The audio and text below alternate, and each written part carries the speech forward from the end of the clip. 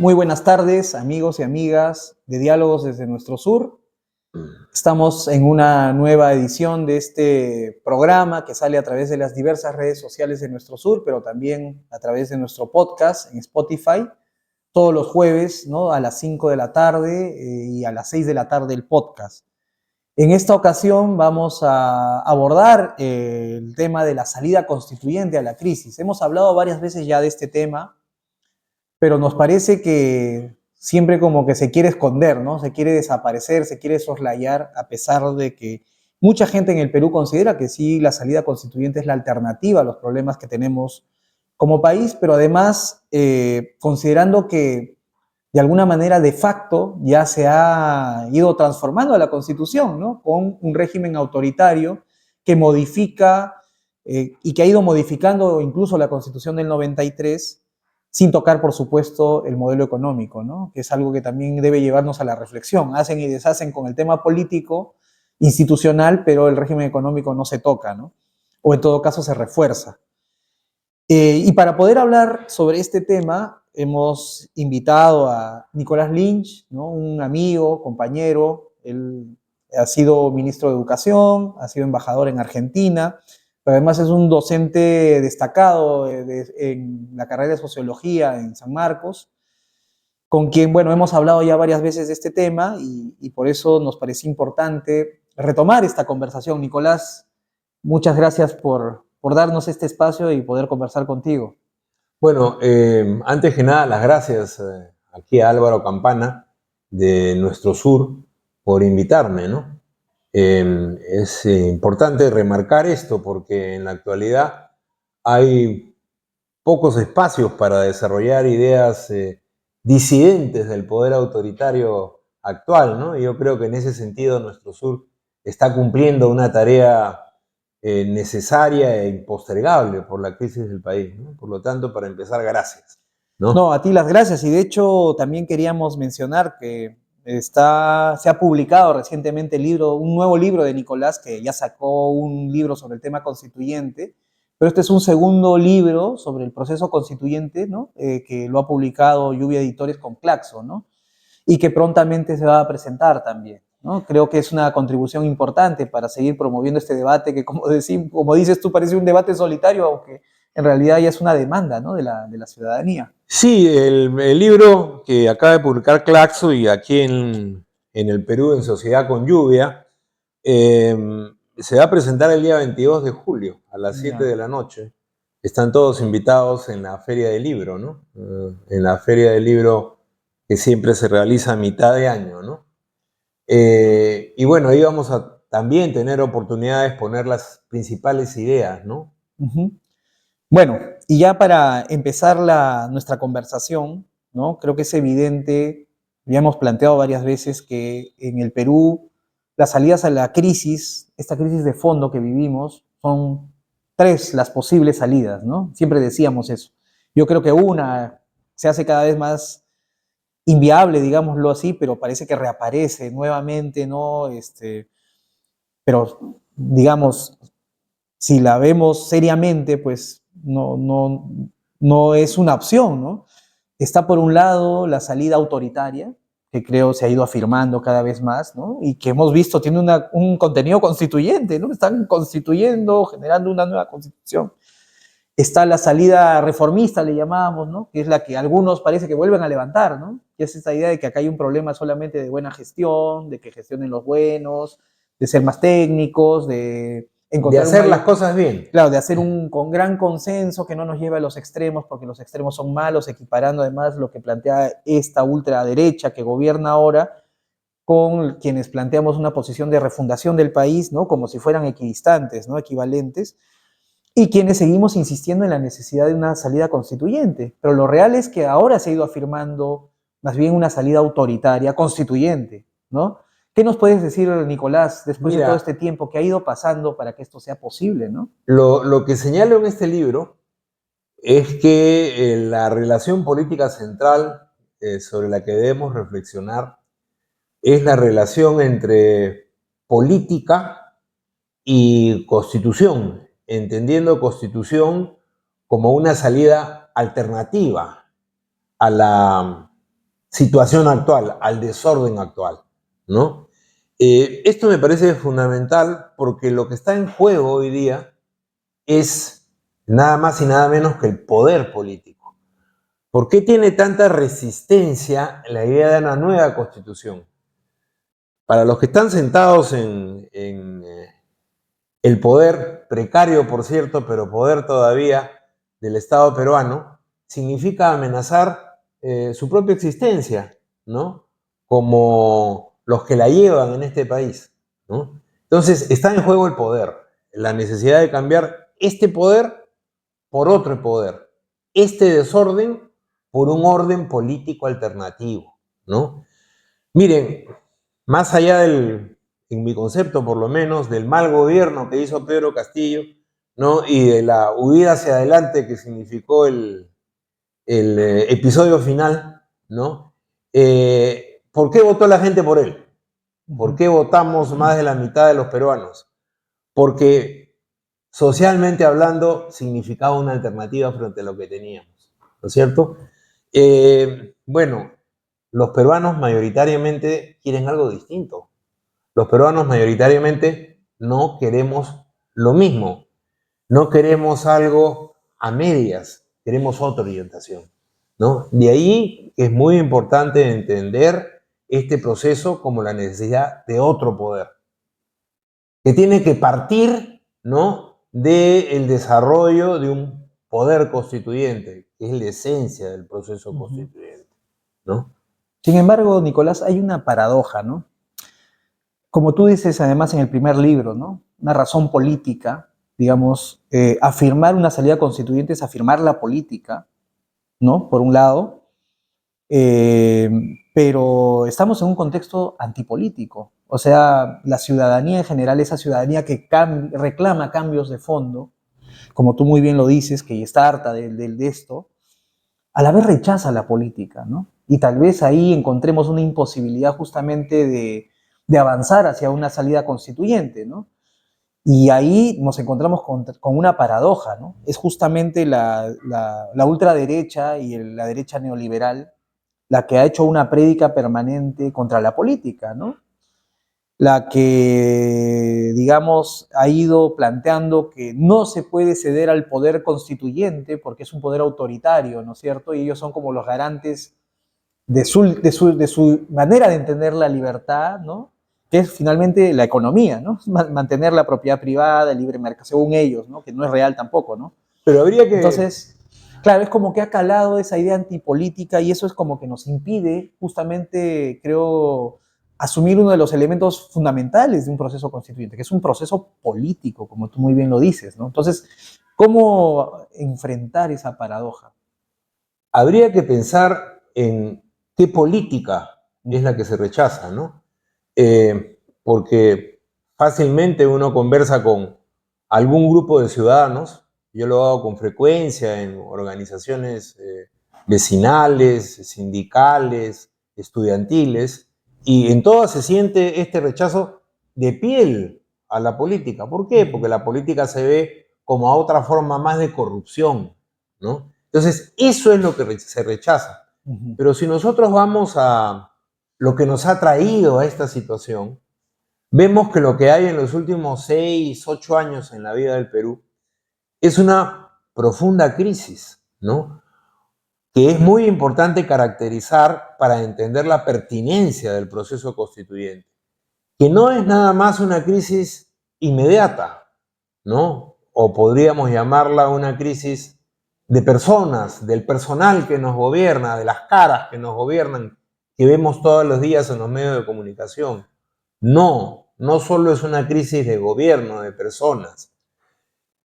Demos un paso más, porque algunos creen que cambiando instituciones se cambian las cosas. Es una crisis solo de instituciones que también vemos que no funcionan, ¿no? Porque es risible, pues, el Congreso que tenemos, el Poder Ejecutivo, ¿no?, de gente ineficiente y parece ser que también corrupta, o el propio Ministerio Público que se desangra en batallas intestinas, en fin, tenemos un serio problema institucional, pero es nada más un problema de instituciones y ha habido intentos de cambio institucional.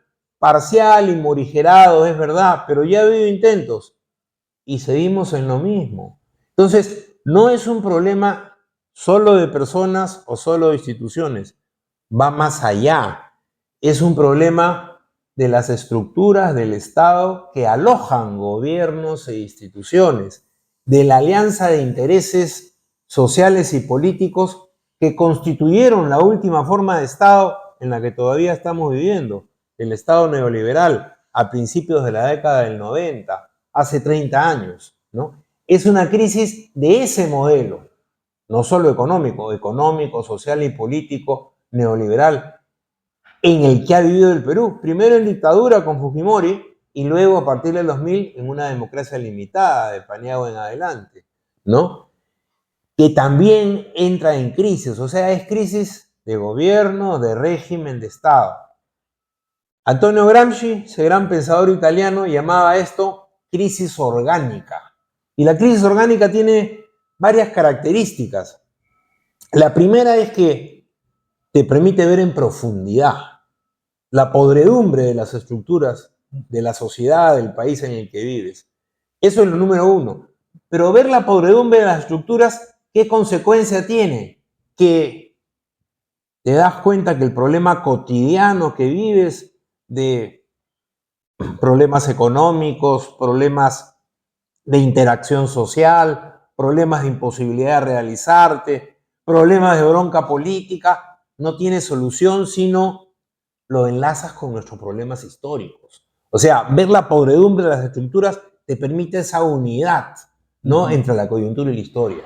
Ese es la primero. Lo segundo es que te permite ver hacia el futuro también. Paradójicamente dices, esto puede ser distinto. O sea, no tenemos por qué vivir en esta podredumbre siempre, ¿no? Y por último, te hace mirar hacia atrás. Hoy estamos todavía en el tiempo del Bicentenario, que debe terminar el 9 de diciembre del 2024.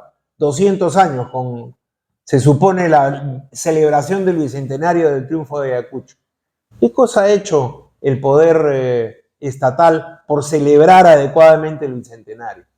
Casi nada.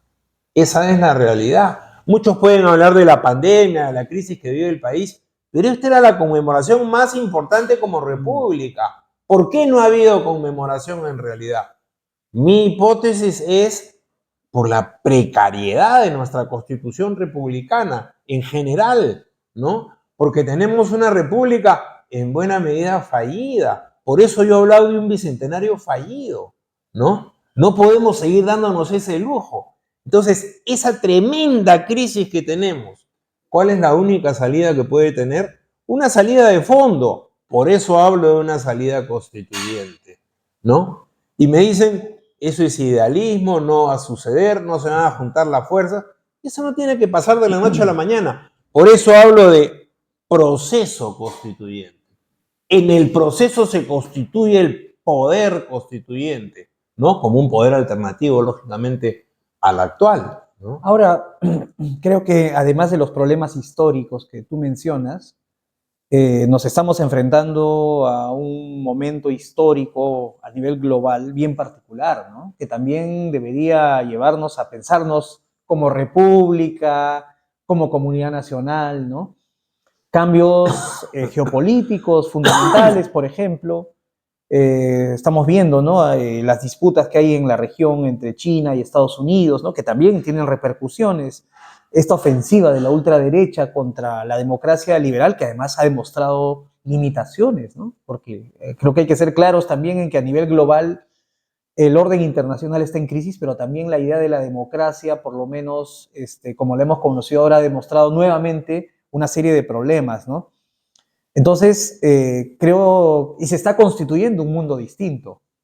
¿Cómo pensar ese mundo distinto como comunidad nacional si no abordándola de fondo, ¿no? Mirando además nuestros propios problemas históricos, propios, específicos, pero también mirando estos desafíos que nos plantea la realidad, ¿no? Entonces, ¿cómo ves este tema, Bueno, Nicolás? yo creo que es indudable que estamos en una transición geopolítica global, ¿no?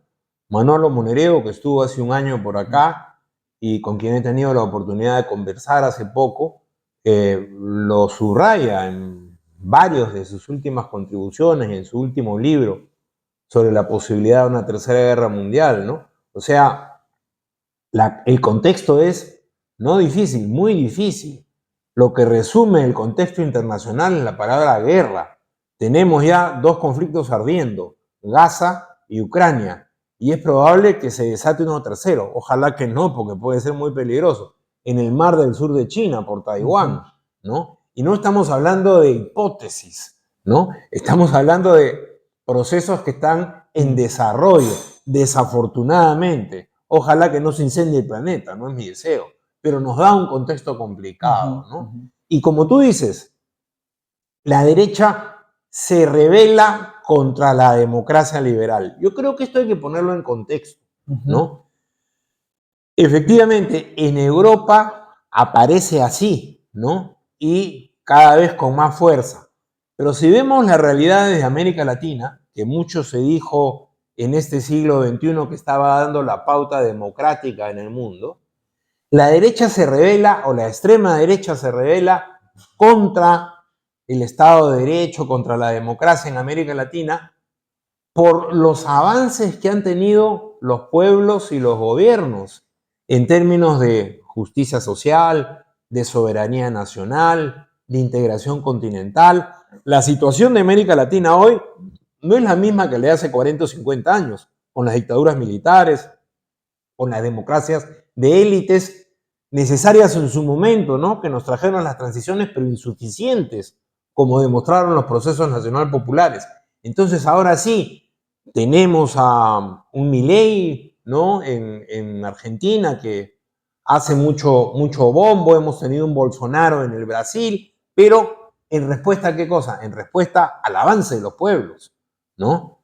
No solo porque la izquierda o el progresismo haya cometido errores, sino porque hizo cosas buenas, ¿no? Y porque está amenazando privilegios.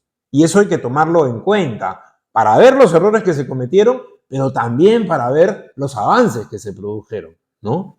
Yo creo que el proceso europeo tiene sus propias características, ¿no? Y ahí más bien sí ha habido una insuficiencia histórica de las posiciones socialdemócratas en afirmar conquistas como el estado de bienestar, ¿no? Lo cual ha permitido que la extrema derecha, aupada en el malestar de la gente, pueda producir avances, ¿no? Por lo tanto, sí, son procesos que se producen, ¿no? Pero no son del mismo tipo, ¿no? Y yo creo que en América Latina hay que recuperar los avances de lo que fue el llamado giro a la izquierda entre el 98 y el 2016, ¿no? Y las respuestas que han habido a esta propia derecha que, repito, quiere sobre todo defender privilegios, ¿no? Tenemos el caso de Claudia Sheinbaum, que acaba de ganar en México, ¿no? Y probablemente el candidato de izquierda del Frente Amplio que gane en octubre en Uruguay. O sea, no estamos desarmados en América Latina.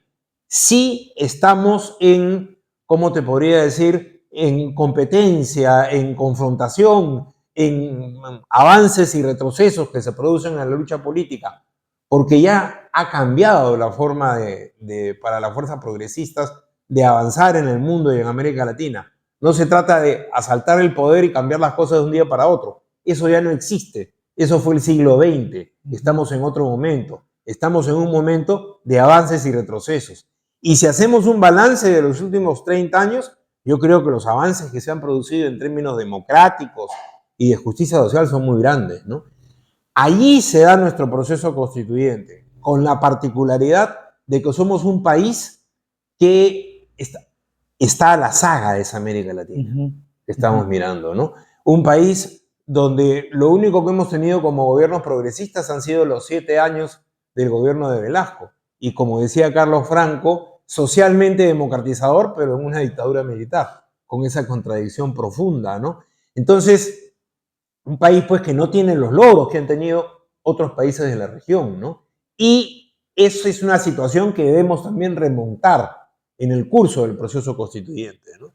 Y ahora, ya para finalizar esta conversación, ¿cómo ves las posibilidades concretas de esa salida constituyente? ¿Cuáles son las dificultades que además tiene y cómo construir una agenda para construir esa mayoría que necesitamos construir o que se necesita construir en torno al proceso constituyente? Mira, yo creo que el problema central que tenemos y por el cual se da esta pausa, porque yo creo que hemos iniciado un momento constituyente en noviembre del 2020 con los gritos de la multitud juvenil que salió a la calle para rechazar ese brevísimo gobierno de Merino y que empezó a corear nueva constitución por primera vez después de muchos años, en que solo había sido preocupación académica, ¿no?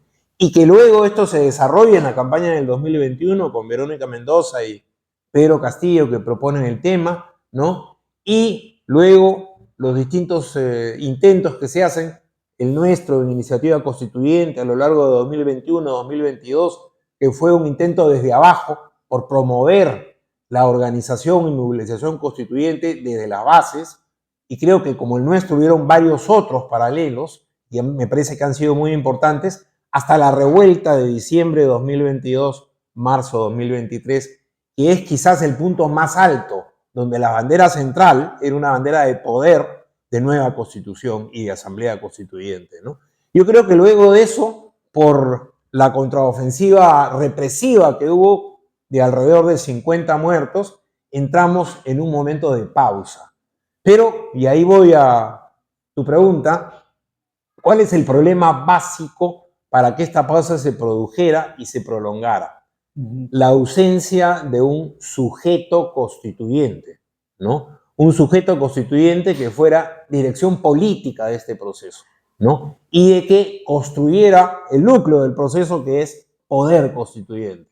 Como lo definimos en iniciativa constituyente, organización y movilización en torno a una nueva orientación por el Perú, ¿no? Entonces, si nosotros repasamos, porque me parece importante repasar, el neoliberalismo ha producido fragmentación, ha producido destrucción en el tejido social y en la estructura social peruana, ¿no? Y esta es la causa material más importante para que no se haya podido reconstituir una dirección política y en este caso específico un sujeto constituyente. Sin embargo, en los últimos, diría yo, 6 años de la caída de Kuczynski en adelante, ¿no? Cuando la exposición de la corrupción que atraviesa de manera transversal a la clase política le quita legitimidad al modelo neoliberal, ¿no? Empiezan a haber nuevamente condiciones objetivas para que se reconstituya un sujeto constituyente, ¿no? Y yo creo que en las movilizaciones parciales, es cierto que hubieron entre el 18 y el 21, ¿no? Empezaron a construirse los elementos para que esto sucediera. Vinieron las elecciones, viene luego esta revuelta de indignación frente a la usurpación, no tanto de la presidencia encarnada en Castillo, como del voto que había ocurrido en julio del 2021 y que se pretendía, pues, robar esa voluntad popular con el contragolpe que se produce desde el Congreso, ¿no? La usurpación, la indignación frente a la usurpación es lo que hace que se levante nuevamente las banderas constituyentes, pero de una manera desordenada. Algo que fue, digamos, profundizado, ¿no?, con la represión y que se instale el miedo. Creo, sin embargo, que este miedo está siendo superado, ¿no? Y que una idea clave para superar este miedo, aunque parezca muy conceptual o algo parecido, es recobrar la importancia de la soberanía popular, ¿no? La soberanía popular es fundamental para constituir un sujeto constituyente y levantar la bandera de una nueva constitución, ¿no? El poder debe volver a su origen, que es el pueblo organizado, ¿no? Como lo dicen desde los constituyentes franceses de fines del siglo XVIII, pasando por los propios norteamericanos y, en fin, varias experiencias constituyentes en el planeta en los últimos 200 años, ¿no? El poder tiene que volver a su origen, y ese origen es el pueblo organizado. Nosotros hemos tenido, paradójicamente, un episodio de soberanía popular que causa, pues, el terror en los sectores dominantes, y yo creo es un recuerdo muy importante para la movilización popular, que son los años de Velasco, ¿no? Cuando se replantea nuevamente que para que el pueblo pueda ser dueño de su destino, tiene que ser dueño de su país, ¿no? Y se desarrolla la idea de soberanía nacional como un eje de ese proceso político, con todas las limitaciones autoritarias que tuvo, por supuesto, ¿no? Pero me parece muy importante retomarlo. Entonces yo creo que hay que reconstruir el sujeto constituyente a partir de los partidos de izquierda sobrevivientes, a partir de los sectores sindicales y sociales organizados, los diversos tipos de organizaciones vecinales, estudiantiles, campesinas, etcétera, ¿no? Con ese objetivo de poner al país en otra orientación política, ¿no? Y se ha dicho mucho que levantar la bandera constituyente hoy es negar la posibilidad de ganar a otros sectores sociales y políticos, ¿no? Que quieren un cambio, en fin, no quieren el autoritarismo, pero que les parece demasiado el poder constituyente. Nada más falso, nada más falso. O sea, hay necesidad de un proceso de construcción de liderazgo, de construcción hegemónica, se dice también desde la política, ¿no? Y solo se construye el liderazgo en base a decir, nosotros no queremos esto otro, ¿no? Tenemos la experiencia de que lo que existe no hace funcionar a este país ni nos permite realizar nuestras vidas. Por lo tanto, tendremos sujeto constituyente en tanto planteemos una alternativa. La gente se quiere jugar, pero por algo distinto, no por más de lo mismo, ni por algo que sea a medias más de lo mismo. Se hablaba mucho de que una cosa es la consigna adelanto elecciones y otra cosa es la consigna poder constituyente o asamblea constituyente. Falso.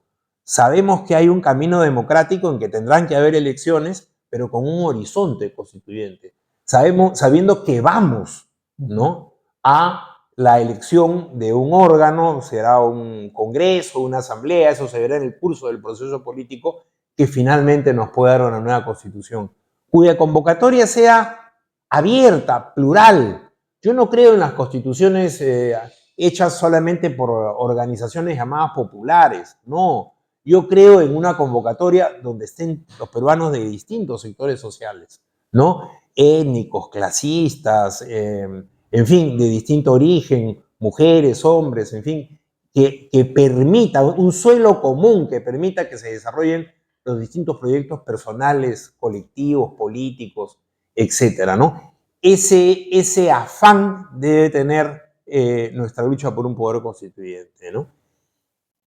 Quizás una última cosa, ¿no? Una última cosa en cuanto al contenido, porque muchos se me ha dicho que yo hablo de la política del poder constituyente, pero no hablo del contenido del articulado. Bueno, voy a decir una sola cosa de contenido, pero que me parece fundamental.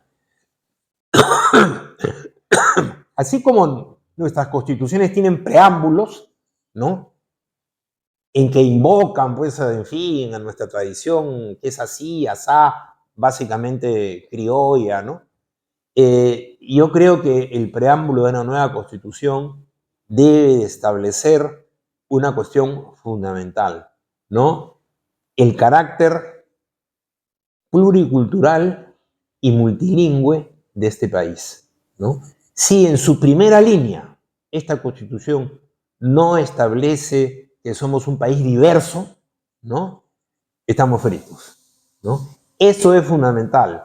La necesidad de construir un país mestizo desde abajo, un país cholo, como decía José María Arguedas, encuentro de zorros, ¿no? Eso debe estar por delante en una nueva constitución, ¿no? Debemos dejar de lado esa identidad por la que ha pugnado históricamente la oligarquía, de que somos un país de ancestro europeo.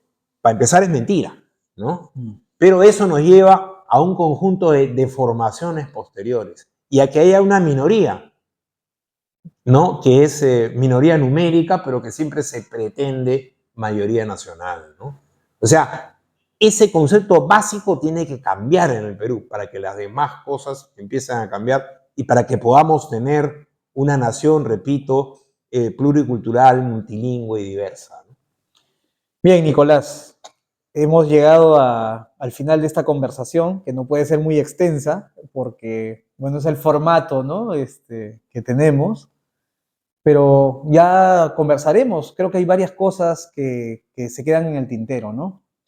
Una de ellas me parece importante, por ejemplo, es cómo la ultraderecha tiene esta aprehensión con el tema de la soberanía popular, por ejemplo, ¿no?